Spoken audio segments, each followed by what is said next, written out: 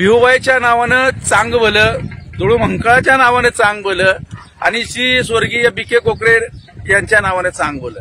हेच ते मंदिर आहे की ज्या ठिकाणी स्वर्गीय बी.के. कोकरे यांनी यशवंत सेनेची स्थापना केली आणि स्थापना केल्यानंतर भिवबाईच्या यात्रेमध्ये प्रामुख्यानं आपण या ठिकाणी त्यावेळेला मंडप टाकला होता. या मंडपामधून स्वर्गीय बी.के. कोकरे यांनी तमाम धनगर समाज बांधवांना आवाहन केलं की बाबा मी यशवंत सेना ही धनगर समाजावरती अन्यायाला वाचा फोडणारी ही संघटना आहे आणि या संघटनेच्या माध्यमामधून आपण संपूर्ण महाराष्ट्रामध्ये धनगर समाजामध्ये जनजागृतीचं काम करत आहोत. या यात्रेमध्ये प्रामुख्याने मला सांगावं असं वाटतं की या यात्रेमध्ये आम्ही धनगर समाज बांधवांना आवाहन केलं. या यात्रेमध्ये जवळपास हजारो बकरी पडतात आणि त्या बकऱ्यांची कातडी बी.के. कोकरेच्या संघटनेला बळ प्राप्त व्हावं म्हणून द्यावीत असं आवाहन केलं आणि त्या आव्हानाला लोकांनी सुद्धा भरभरून प्रतिसाद दिला. जवळपास या यात्रेमधून आम्ही 350 ते 400 कातडी गोळा केली आणि ती गोळा केलेली कातडी आम्ही फलटणला जे यशवंत सेनेचं ऑफिस होतं त्या ऑफिसमध्ये नेली. याच्यानंतर एक दिवसाचा गॅप असतो, त्याच्यानंतर धुळदेवाची यात्रा असते आणि त्या धुळदेवाच्या यात्रेमध्ये सुद्धा आम्ही हाच मंडप टाकला होता आणि त्या ठिकाणी सुद्धा समाजातील अनेक बांधवांना आम्ही आवाहन केलं. त्या ठिकाणी सुद्धा आम्हाला चांगल्या पद्धतीने कातडी मिळाली. जवळपास 450 कातडी आम्ही गोळा केली. त्याला आदल्या दिवशी एक दिवस विकायला शिल्लक होता म्हणून आम्ही त्याला मीठ लावलं आणि ती एक दिवस कातडी ठेवली आणि जवळपास 17,500 रुपयाला ती कातडी आम्ही विकली. हा निधी गोळा करण्याचं प्रमुख कारण असं होतं की बी.के. कोकरे साहेबांना फिरायला एक आम्हाला जीप द्यायची होती. कारण का बी.के. कोकरेंचा प्रवासच असा होता की एक त्यांच्याकडे राजदूत होती आणि ती राजदूत मध्ये रॉकेल घालायचं, ती राजदूत बंद पडायची, मग राजदूत ढकलली की चालू व्हायची, चालू झाली की मग तेव्हा आम्ही उडी मारून बसायचं. हे आम्ही करत होतो आणि ह्या कुठंतरी गोष्टींना ऊन वारा पाऊस या गोष्टीमध्ये बी.के. कोकरे सातत्याने महाराष्ट्रामध्ये फिरत होते. त्यांच्याबरोबर सुद्धा आम्हाला फिरण्याचा 3-4 जिल्ह्यामध्ये योग आला आणि हे फिरत असताना आमच्या लक्षात आलं की बाबा साहेबांना एक जीप दिली पाहिजे आणि त्या जीपसाठी आम्ही हा निधी गोळा करत होतो आणि तो 17,500 रुपये आम्ही कातडी विकल्यानंतर ते गोळा केले आणि साहेबांना जीप घेण्यासाठी तो निधी दिला. कोकरे साहेबांच्या बरोबर आम्हाला फिरण्याचा 4 जिल्ह्यामध्ये योग आला. फिरत असताना आमच्या असं निदर्शनात येत होतं की साहेबांच्याकडे जी राजदूत गाडी होती ते राजदूत गाडी पण किक मारली तरी चालू व्हायची नाही, मग तिला ढकलावं लागायचं.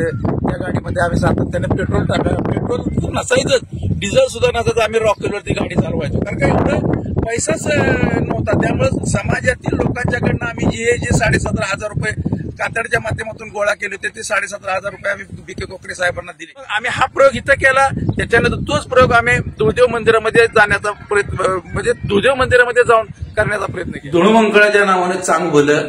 खरं तर बी.के. कोकरे यांची जन्मभूमी जरी बारामती तालुक्यामध्ये होती मात्र कर्मभूमी मात्र त्यांची फलटण तालुक्यामध्ये होती. कारण का बी.के. कोकरेंनी जी राज्यभर जी मोठी संघटना स्थापन केली यशवंत सेनेच्या नावानं समाजाच्या उन्नतीसाठी, त्या संघटनेची स्थापनाच मुळात मध्ये धुळदेव मंदिरामध्ये झाली होती आणि खऱ्या अर्थानं बी.के. कोकरे यांना धुळदेवाचा खूप मोठा आशीर्वाद होता आणि त्या आशीर्वादामुळे बी.के. कोकरेंचा झंझावात संपूर्ण महाराष्ट्रामध्ये तयार झाला आणि बी.के. कोकरे म्हटलं की धुळबाबच्या मंदिरामध्ये येणार आणि प्रत्येक वेळ आले की ते पहिल्यांदा धुळदेवाचं दर्शन घेणार, भिवबाई मातेचं दर्शन घेणार आणि आपल्या कार्याला सुरुवात करणार. त्यामुळे धुळदेव आणि भिवबाई हा एक श्रद्धास्थान कोकरे साहेबांचं होतं. बारामती येथील शारदा प्रतिष्ठान मध्ये शारदा नगर येथे डॉक्टर शेंबडे डॉक्टर आणि डॉक्टर ऍडव्होकेट विजयराव मोरे यांनी एक समाजातील तरुणांसाठी निवासी शिबिर त्या ठिकाणी आयोजित केलं होतं आणि या शिबिरामध्ये प्रामुख्यानं मला जाण्याचा योग आला. फलटणचे प्राध्यापक भीमदेव बुरुंगले आणि प्राध्यापक दत्ता चुरुंगले यांनी या शिबिराची पूर्वतयारी म्हणून माळजाई मंदिरामध्ये मिटिंग आयोजित केली होती. त्या मिटिंगला आम्ही गेलो होतो आणि हे शिबिर निवासी ज्यावेळेला माळेगावला शारदानगरला झालं त्यावेळेला वेगवेगळे वक्ते त्यांनी आणले होते. ते वक्ते आपल्या समाजावरती होणारा अन्याय कसा होतोय अन्याय त्याचं विवेचन करत होते. एक सत्र होतं, 5 सत्र संपलं, चहापानाला सुट्टी झाली आणि एक युवक आम्हाला त्या ठिकाणी मिळाला, बी.के. कोकरे नावाचा एक युवक.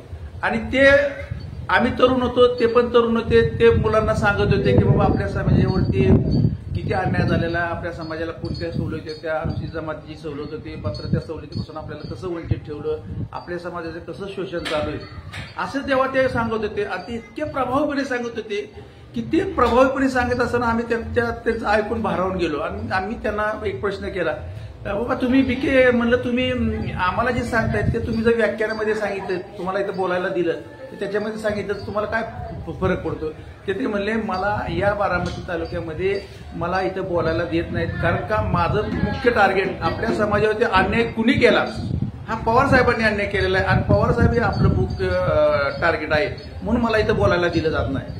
ठीक आहे म्हणलं. आम्ही सर्वजण युवक एकत्र आलो आणि सगळ्यांनी दबाव टाकला डॉक्टर शेमडे आणि विजयराव बोरांच्यावरती, किंवा तुम्ही यांना बोलायला द्या. हे खरं धनगर समाजासाठी खूप प्रभावीपणे झालेल्या समाजावरती झालेल्या अन्याय सांगतायत. मग त्यांना एक सत्रामध्ये बोलायला संधी दिली आणि त्यांना जी बोलायला संधी दिली त्यांनी अर्धा तास धनगर समाजातील होणाऱ्या अन्यायाला एवढ्या प्रचंड मोठ्या प्रमाणामध्ये आणि एका विशिष्ट भाषेमध्ये त्यांनी वाचा फोडली आणि त्यांनी जे केलेलं भाषण होतं ते भाषण इतकं प्रभावी होतं की असं वाटत होतं की खरंच आपल्या समाजात खूप मोठा अन्याय झालेला आहे. आणि त्यांच्या भाषणाने संपूर्ण सभागृह त्या ठिकाणी भारावून गेलं आणि मग त्यांचं सेशन संपलं. संध्याकाळचं सेशन संपलं. संध्याकाळची सुट्टी झाली 9 वाजता. जेवणं झाली. जेवणं झाल्यानंतर शारदा नगरचा परिसर तुम्हाला माहिती आहे की खूप झाडी त्या ठिकाणी आहे. आम्ही त्या झाडाखाली बसलो होतो. बीके कोकरेचं भाषण ऐकल्यामुळे महाराष्ट्रातली जी लोक आली ती लोक त्यांच्यापाशी शेजारी एकत्रित आली आणि ते म्हणायला लागले तुम्ही खूप चांगलं बोलताय, तुम्ही आमच्याकडे प्रत्येकाचे निमंत्रण त्यांना मिळायला लागले. मग त्यांनी आम्हाला सांगितलं की मी यशवंत सेना या नावाची एक संघटना स्थापन केलेली आहे की जी संघटना धनगर समाजावरती होणाऱ्या अन्यायाला वाचा फोडण्यासाठी ही संघटना स्थापन केलेली आहे. मग त्यांनी यशवंतराव होळकरांचा थोडा इतिहास सांगितला. यशवंतराव होळकर कोण होते, ते किती पराक्रमी होते आणि म्हणून त्यांच्या नावाने आपण ही संघटना स्थापन केली. मग आम्ही काय त्यांना म्हटलं, मी पण फलटणमधून एक गाडी त्या ठिकाणी घेऊन गेलो होतो. मग आम्ही त्यांना म्हटलं तुम्ही फलटणला या, आपण संघटनेची पहिली शाखा आपण फलटणमध्ये काढू. आणि बघा योग असा की दुसऱ्या दिवशी बीके कोकरेंनी ती संधी साधली. फलटणला आले. फलटणला आल्यानंतर आमच्या घरी मुक्कामी राहिले आणि मुक्कामी राहिल्यानंतर आम्ही शाखेची तयारी केली आणि महाराष्ट्र राज्यामधील पहिली यशवंत सेनेची शाखा फलटणमधील धनगरवाडा म्हणजे अहिल्यानगर गजानन चौक इथे सुरू केली. आणि तिथून पुढे खरं यशवंत सेनेचा प्रवास चालू झाला. आणि दुसरी यशवंत सेनेची शाखा आम्ही दुधेबावी येथे माननीय सुभाषराव सोनवणकर, माणिकराव सोनवणकर आताचे जिल्हा परिषद अध्यक्ष त्यांच्या सहकार्याने त्या ठिकाणी सुरू केली. तिसरी शाखा आम्ही वडल्याचे सरपंच सतीश काळे यांच्या माध्यमातून वडल्याला चालू केली. आणि मग खऱ्या अर्थाने यशवंत सेनेचा झंझावात सुरू झाला. बीके कोकरे साहेबांचं वास्तव्य आमच्या घरीच असायचं. अगदी महिन्यातून 10-15 दिवस ते फलटणला मुक्कामी. श्री भिवाई देवीची यात्रा झाल्यानंतर एक दिवसाचा गॅप असतो आणि दुसऱ्या दिवशी धुळदेवाची यात्रा असते. श्री क्षेत्र धुळदेव फलटणची यात्रा सुद्धा मोठ्या प्रमाणात भरत असते. आणि त्याच यात्रेमध्ये महाराष्ट्राच्या कानाकोपऱ्यामधून धनगर समाज मोठ्या संख्येने एकत्रित येत असतो. विशेष करून महाराष्ट्र आणि कर्नाटक या राज्यातला हा समाज या ठिकाणी यात्रेला येत असतो. आणि मग त्या यात्रेच्या माध्यमातून समाज बांधव एकत्र येतो. त्या समाज बांधवापर्यंत यशवंत सेनेची चर्चा व्हावी, यशवंत सेनेचा प्रसार व्हावा, ह्या हेतून आम्ही याच ठिकाणी एक स्टेज उभा केला होता. आणि त्याच स्टेजवरने आम्ही महाराष्ट्रातील तमाम धनगर समाज बांधवांना आवाहन करत होतो. स्वतः स्वर्गीय क्रांतीसूर्य बीके कोकरे साहेब त्या ठिकाणी समाजाला आवाहन करत होते. समाजावरती होणाऱ्या अन्यायाला वाचा फोडत होते. आणि मग यशवंत सेना कशी मोठी झाली पाहिजे, यशवंत सेनेला पाठबळ मिळण्यासाठी आपल्या समाजाचं काय योगदान राहिलं पाहिजे, या भावनेतून आम्ही या धुळदेवाच्या यात्रेमध्ये सुद्धा भाविक भक्तांना, समाजातील सर्वांना आम्ही आवाहन केलं की बाबांनो, आपल्या समाजाच्या उन्नतीसाठी बीके कोकरे साहेब रात्रंदिवस फिरतायत आणि त्यांना फिरण्यासाठी आपल्याला एक जीप गाडी घ्यायची आणि त्या जीप गाडीसाठी सर्वांचा फुल नाही फुलाची पाकळी असा सहभाग राहावा. म्हणून आपण तुम्ही रोख रकमेच्या स्वरूपामध्ये आम्हाला पैसे देऊ नका, मात्र तुम्ही जी कातडी कापताय, हजारो रुपयाची तुम्ही जी बकरी कापताय, त्या बकऱ्यांची जी कातडी, ती फक्त कातड्याचं योगदान बीके कोकऱ्यांच्या आपल्या यशवंत सेनेच्या संघटनेसाठी मिळालं पाहिजे असं आम्ही आवाहन केलं. आणि धुळदेवमध्ये आम्हाला फक्त 100 कातडी मिळाली. भिवबाईमध्ये आम्हाला 350 कातडी मिळाली. मात्र धुळदेवमध्ये धुळदेवमध्ये बकरी कापण्याचं टायमिंग एक नाही, दिवसभर बकरी कापली जातात. त्यामुळं निश्चित असं कातडी गोळा करण्याचा आम्हाला वेळ मिळाला नाही. मात्र तरी सुद्धा समाजातील अगदी भोळ्या बाबड्या धनगर समाजाने 100 कातडी आम्हाला इथं आणून दिली. आणि मग अशी जी 450 कातडी होती ती आम्ही फलटणला नेली. अगोदरची जी 350 कातडी होती ते एक दिवस टिकली पाहिजेत. मग त्याला आम्ही मीठ चोळलं, ती टिकली. नंतर ही कातडी आणि ती कातडी अशी 450 कातडे आम्ही फलटणमध्ये विकली आणि त्याच्या माध्यमातून जे झालेले 17,500 रुपये आहेत ते आम्ही स्वर्गीय बी के कोकरे यांना त्यावेळेला सुपूर्द केले. स्वर्गीय यशवंत सेनेचे सरसेनापती धनगर हृदय सम्राट बी के कोकरे यांचा कालावधी तसा 89ला यशवंत सेनेची स्थापना झाली. स्थापना झाल्यानंतर खऱ्या अर्थानं बी के कोकऱ्यांची जे वक्तृत्व होतं ते वक्तृत्व एवढं प्रभावी होतं की ते जर बोलायला उभा राहिले तर समोर बसलेला माणूस 1-2 फूट उंची 2 फूट उडल इतके ते प्रभावी बोलायचे आणि समाजावरती झालेल्या अन्यायाला वाचा फोडायचे. आणि त्यांच्या भाषणानं महाराष्ट्रातील तमाम धनगर समाजातील तरुण हा प्रभावित झाला होता. आणि तो इतका प्रभावित झाला की अगदी अल्प कालावधीमध्ये बी के कोकरे यांनी खूप मोठा लोकसंग्रह उभा केला. धनगर समाजाच्या तरुणांचं पाठबळ उभा केलं. आणि मग 1989-90च्या दरम्यान यशवंत सेनेची सुरुवात झाली. यशवंत सेना खूप मोठ्या प्रमाणावरती फोपायला सुरुवात झाली. प्रामुख्याने यशवंत सेनेचा प्रसार सातारा जिल्हा, सांगली जिल्हा आणि कोल्हापूर जिल्हा आणि सोलापूर जिल्हा आणि थोड्याफार प्रमाणामध्ये पुणे जिल्हा या जिल्ह्यामध्ये खूप मोठ्या प्रमाणावरती तयार झाला. आणि मग ठरलं की यशवंत सेनेच्या वतीनं पहिलं आंदोलन उभा करायचं. ते कोणतं करायचं तर बी के कोकरे साहेब म्हणाले की आपल्याला पहिल्यांदा खंबाटकी घाट अडवला पाहिजे. आणि खंबाटकी घाट जर अडवला तर चक्काजाम पूर्ण महाराष्ट्रामध्ये ही चर्चा होईल. म्हणून आम्ही खंबाटकी घाट अडवण्याचा साहेबांच्या नेतृत्वाखाली निर्णय केला आणि त्याची तयारी केली. त्यावेळेला हा जो हायवे होता तो म्हणजे 2 वे होता. म्हणजे एकच लेन होती, जायला एक आणि यायला एक.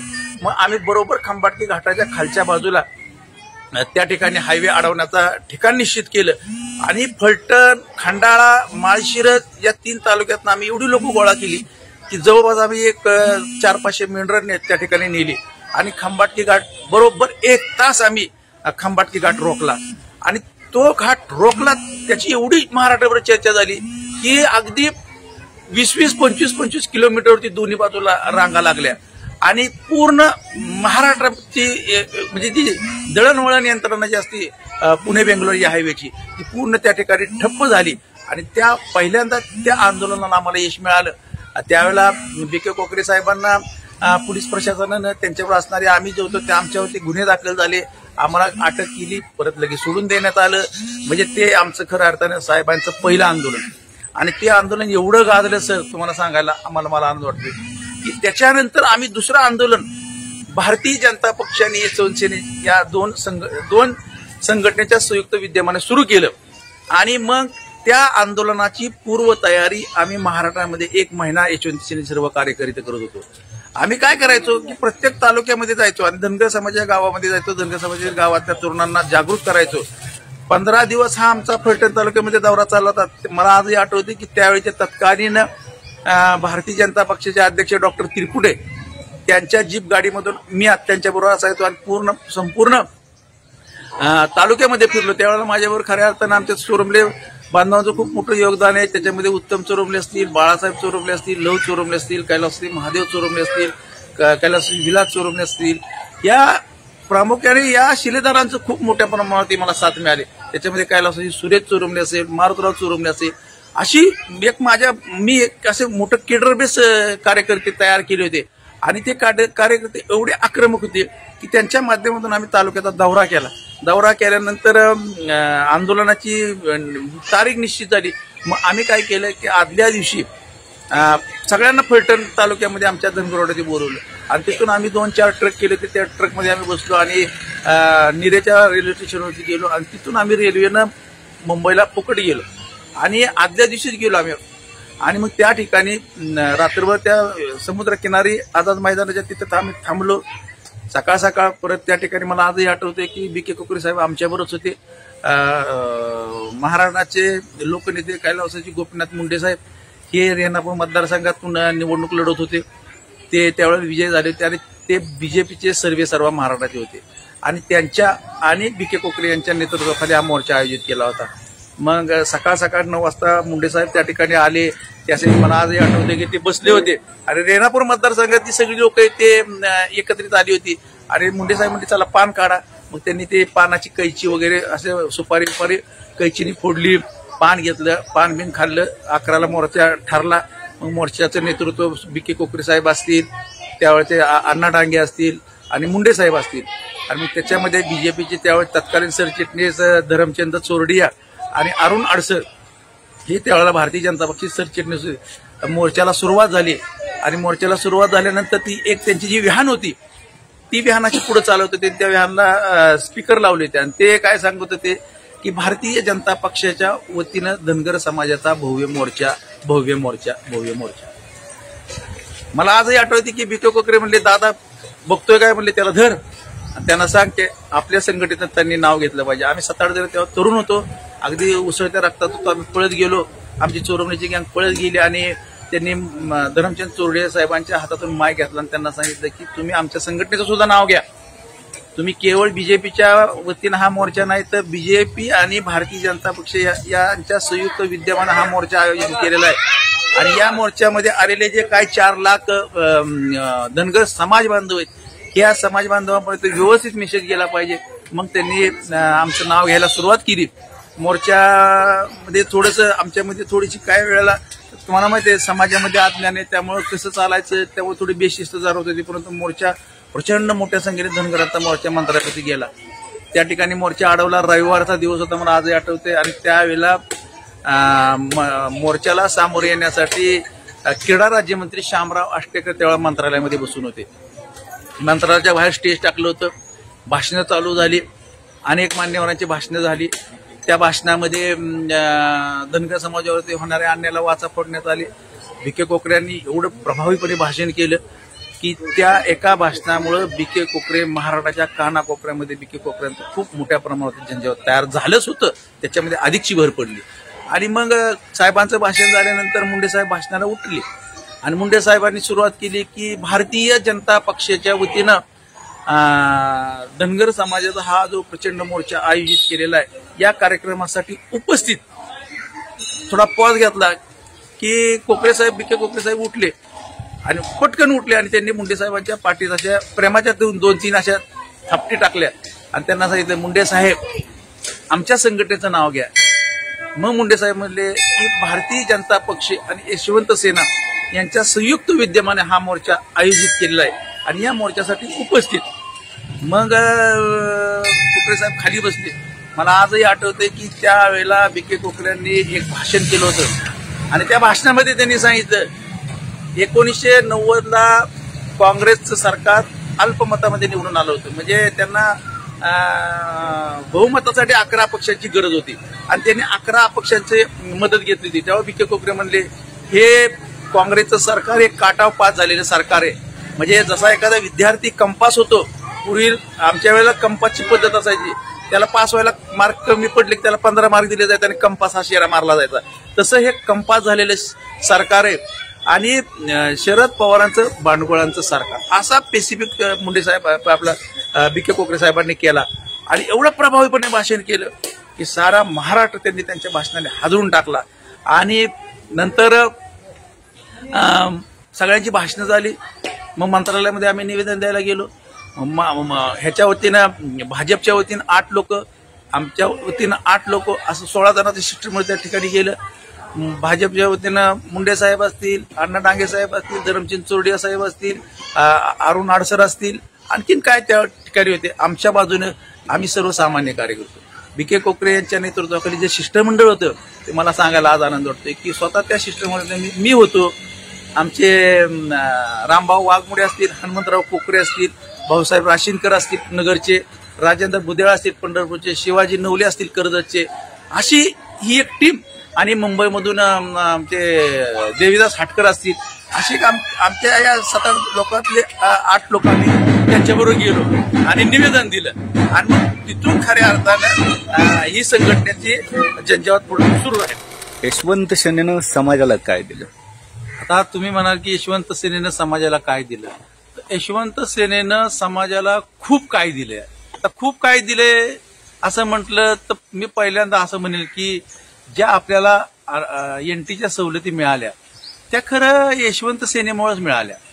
बीके कोकरे साहेबांच्या माध्यमातून खंबाटकी घाट आपण अडवला एक मोर्चा काढला, त्याच्यानंतर एक टक्कर आंदोलन केलं आणि त्याचा असा परिणाम असा झाला की महाराष्ट्रातल्या धनगर समाजाला काहीतरी दिलं पाहिजे अशी भावना तत्कालीन महाराष्ट्राचे नेते सन्माननीय शरद पवार साहेबांची भावना झाली.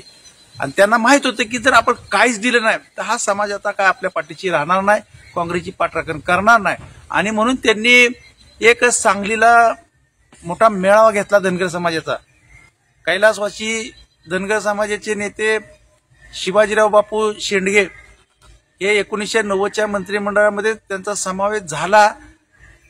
तर याचं प्रमुखच कारण आहे यशवंत सेना.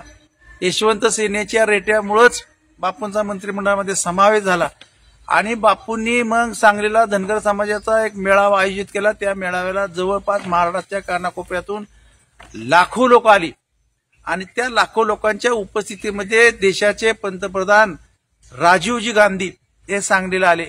राजीव गांधींच्या गळ्यामध्ये बापूंनी ढोल दिला आणि त्याच ठिकाणी राजीव गांधी सन्माननीय शरद पवार साहेब यांनी धनगर समाजाला एनटीची सवलत लागू केली.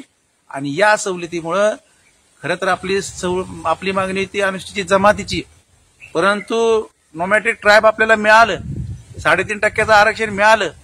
ते आरक्षण मिळालं त्यावेळेला सुद्धा सरकारची भावना अगदी चांगली नव्हती. त्यांनी पहिल्यांदा 6 महिन्याची भटकंतीची अट टाकली. त्याच्यासाठी आम्हाला कोकरे साहेबांना आम्हाला संघर्ष करावा लागला. त्याच्यानंतर परत ती अट 3 महिन्यावरती आणली आणि कालांतरानं यशवंत सेनेच्या माध्यमामधून संपूर्ण महाराष्ट्रामध्ये टक्कर आंदोलन उभा केलं. टक्कर आंदोलन म्हणजे काय होतं की प्रत्येक तहसीलच्या ठिकाणी जायचं आणि तहसीलला टकरा घ्यायच्या आणि आपलं कपाळ फोडून घ्यायचं. हे का? सरकारला जाग आणण्यासाठी. आणि म्हणून मग त्या माध्यमातून सरकारने मग ती 3 महिन्याची अट सुद्धा काढून टाकली. धनगर समाजाला एनटीच्या सवलती मिळाल्या. आपली हजारो मुलं शिक्षणाच्या प्रवाहामध्ये आली, त्यांना फी माफी झाली, काही मुलं डॉक्टर झाली, काही मुलं इंजिनियर झाली. आणि हे मोठं बीके कोकऱ्यांचं यश होतं. आता तुम्ही म्हणा अजून काय दिलं यशवंत सेनेने?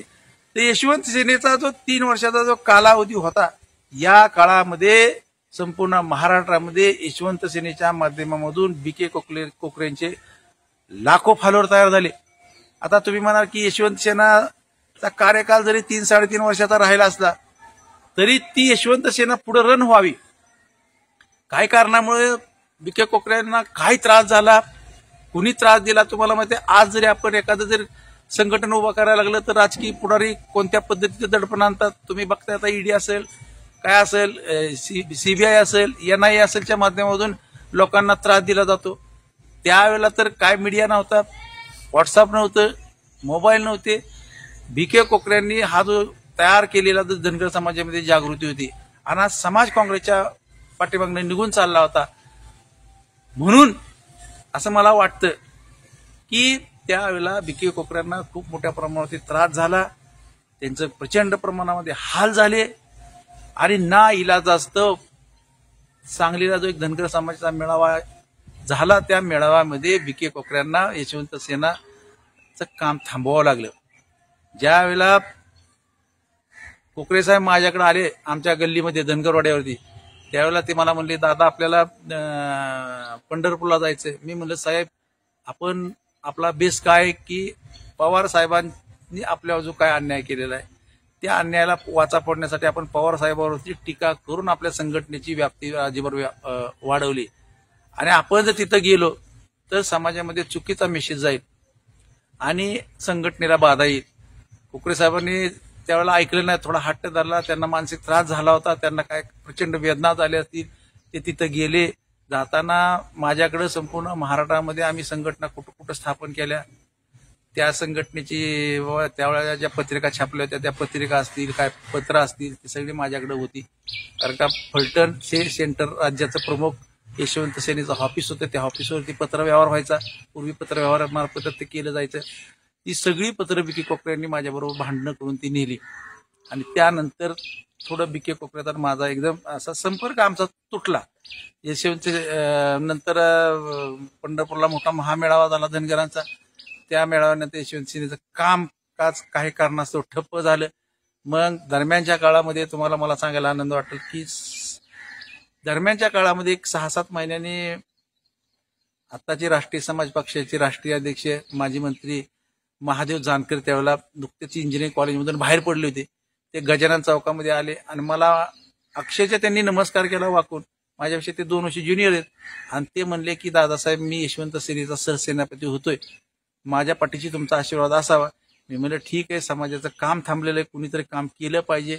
आणि ते पण असे बिके कोकरे होते, ते पण इंजिनियर झाले होते, ते पण फर्स्ट क्लासमध्ये इंजिनियर झाले होते.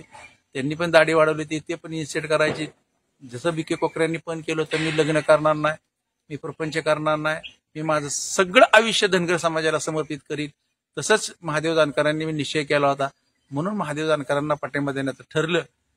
म्हसवडला मेळावा ठरला, रविवारचा दिवस होता. त्या मेळाव्याला मी एसटीने गेलो होतो, माझ्याबरोबर माझे पुतणे विलास चोरमले होते. मग आम्ही त्या ठिकाणी गेलो.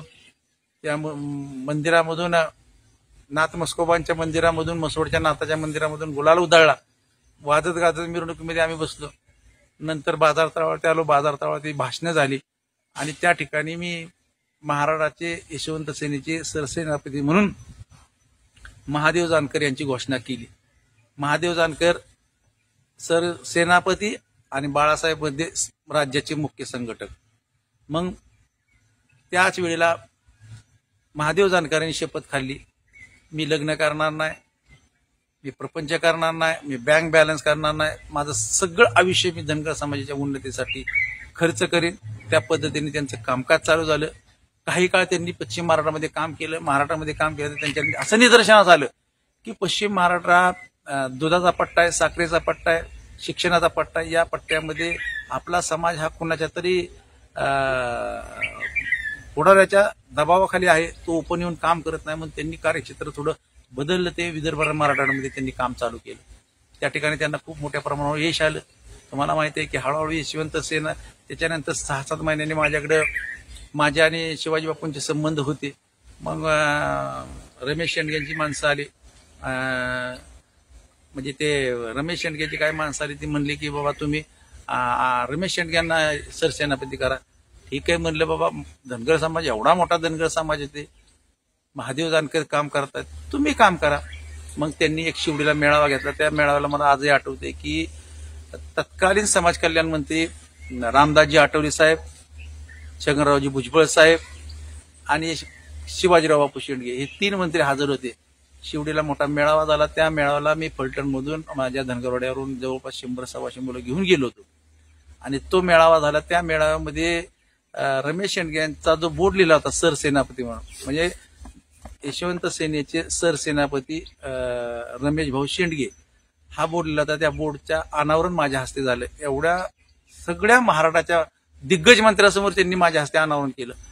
याचं कारणच एक होतं की कोकरे साहेबांच्या खांद्याला खांदा लावून मी या संघटनेमध्ये काम करत होतो. इतंभूत कोकरे साहेबांचं सगळं त्यावेळेचा सगळा कारभार आमच्या घरातून किंवा आमच्या धनगरवाड्यातून चालत होता आणि म्हणून तो मला सन्मान मिळाला.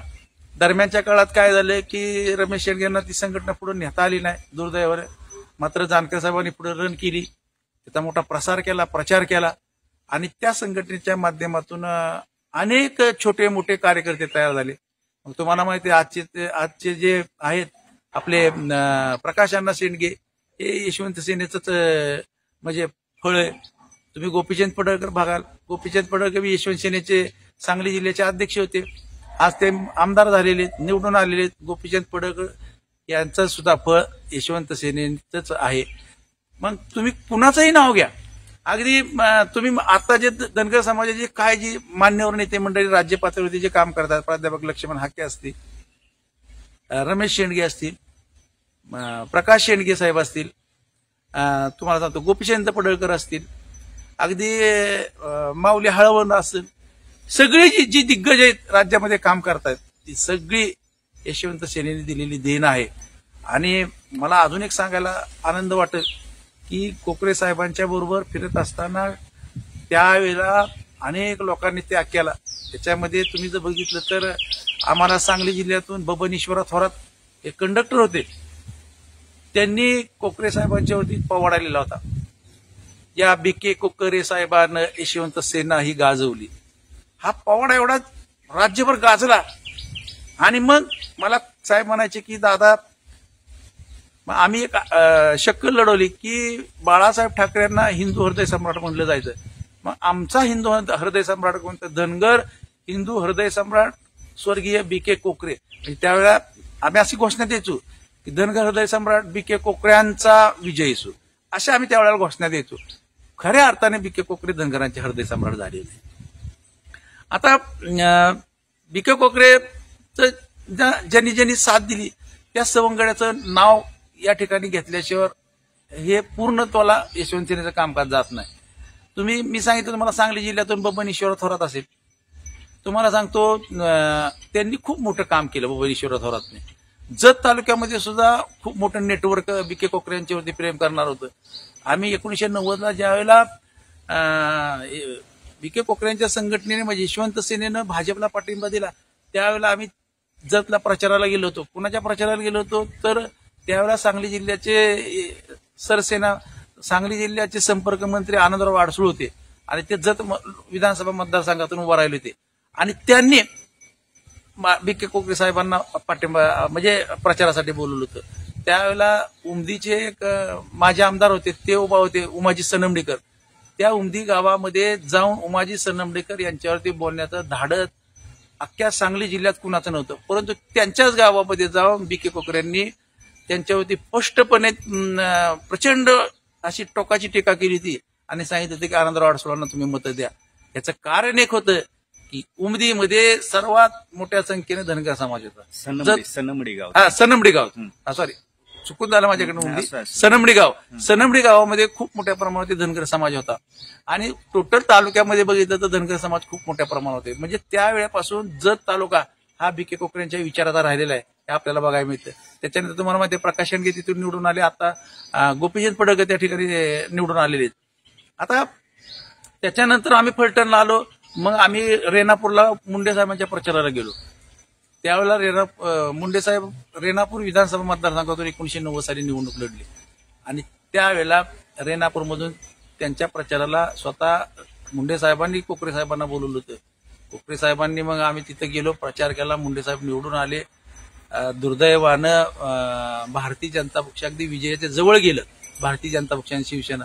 मात्र सरकार काय ते बनवू शकलं नाही आणि आम्ही भाजपला पाठिंबा दिला होता त्यावेळेला. त्यामुळे आम्ही एक दिवशी असंच पवार साहेबांना वर्षा बंगल्यावरती भेटायला गेलो. तर त्या ठिकाणी पवार साहेब म्हणले, बी.के. कोकरे साहेब तुम्ही जातीवादी संघटनेला पाठिंबा देताय, तुम्हाला मी पुण्याची वेळ देतो. मग त्यांनी आम्हाला पुण्याची वेळ दिली. आता पुण्यामधून आम्हाला खास करून बारामतीमधून आम्हाला हनुमंतराव कोकरे यांनी खूप मोठ्या प्रमाणात बी.के. कोकरेंना साथ दिली. हनुमंतराव कोकरेमध्ये मोठं प्रस्थ होतं. तुम्हाला माहिती आहे आताचे गेली 25 वर्षे माळेगाव सहकारी साखर कारखान्याचे संचालक म्हणून काम करतात ते विलास देवकाते, हे सुद्धा यशवंत सेनेची देण आहे. यांच्या घरी आम्ही गेलो होतो. त्यावेळेला त्यांच्या वाड्यामध्ये पहिल्यांदा आम्ही मिटिंग घेतली होती. तुम्ही पंढरपूरला गेला, पंढरपूरमध्ये राजेंद्र बुद्धियाळ आहेत. तुम्ही परत सोलापूरला गेला तर भीमा वाक्षी म्हणून आमचा कार्यकर्ता होता, अतिशय तडपेचा कार्यकर्ता. मग त्यांचीच भावाची मिसेस ही सोलापूरच्या महापौर होत्या, माझ्या माहितीने वाक्षीत आहे. म्हणजे भीमा वाक्षी असतील, परमेश्वर कोळेकर असेल आणि आपल्या नातेपुतेची भांड कंपनी असेल, हे सगळे यशवंत सेनेचे देणे. तुम्ही अगदी ऍडव्होकेट भाऊसाहेब राशीनकर नगरला तुम्ही गेला तर भाऊसाहेब राशीनकर, मुंबईला गेला तर तुम्ही देवीदास हटकर, मुंबईचे जे आता जे यशवंत सेनेचे आहेत ते माधव गडदे साहेब सुद्धा त्यावेळेला आमच्याबरोबर काम करत होते. म्हणजे मुंबईमध्ये काम करणारी एक वेगळी टोळी होती. शक्यतो आमचा मुंबईला जाण्याचा प्रसंग येत नव्हता, परंतु पश्चिम महाराष्ट्रामध्ये मात्र बी.के. कोकरेंच्या संगतीला कायम सावलीला मी त्यांच्या उभा असायचो. आणि हेच काम करत असताना प्रामुख्यानं ज्या तुम्हाला सांगायला अजून एक गोष्ट महत्वाची की नंदकुमार कोकरे म्हणून एक होते, त्यांनी सुद्धा बी.के. कोकरेंना खूप साथ दिली.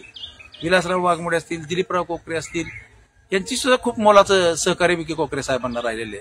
म्हणजे त्यावेळेला ज्या लोकांनी साथ दिली त्यांचं नाव घेतल्याशिवाय ही स्टोरी पूर्ण होऊ शकणार नाही. आता तुम्ही आपण गेलो धुळबा विवाहाच्या इथे, तिथं आमचे प्राध्यापक दत्ता भिवरकर आहेत. ते भिवरकर सर आता जरी ट्रस्टचे अध्यक्ष असले तर त्यांनी सुद्धा आपल्याला खूप मोठ्या प्रमाणात आपल्याला त्या ठिकाणी साथ दिली ती. अजून त्याच्यामध्ये जर तुम्ही मला सांगायचं झालं तर पण आपल्या बारामतीला पुणे जिल्हा समाज कल्याणला जे माजी सभापती होते त्याच्यामध्ये आपले भाऊसाहेब करे हे सुद्धा बीके कोकऱ्यांच्या सावलीला सतत हजर असायचे. त्याच्यामध्ये सुभाषराव सोनवलकर असतील, माणिकराव सोनवलकर जिल्हा परिषद अध्यक्ष झाले, सुभाषराव सोनवलकर पंचायत समितीमध्ये गेले, हे सुद्धा बीके कोकऱ्यांचेच देण आहेत. त्याचबरोबर वडल्याचे सरपंच सतीश काळे यांनी सुद्धा खूप मोठं यशवंत सेनेसाठी काम केलं. वडोदरा सरपंच होते रावसाहेब काळे सातारा जिल्ह्यामध्ये, आपल्या वाटार स्टेशनला सरपंच होते निवृत्ती करे. ही बीके कोकरे साहेबांची म्हणजे संस्थापक फळी आहे.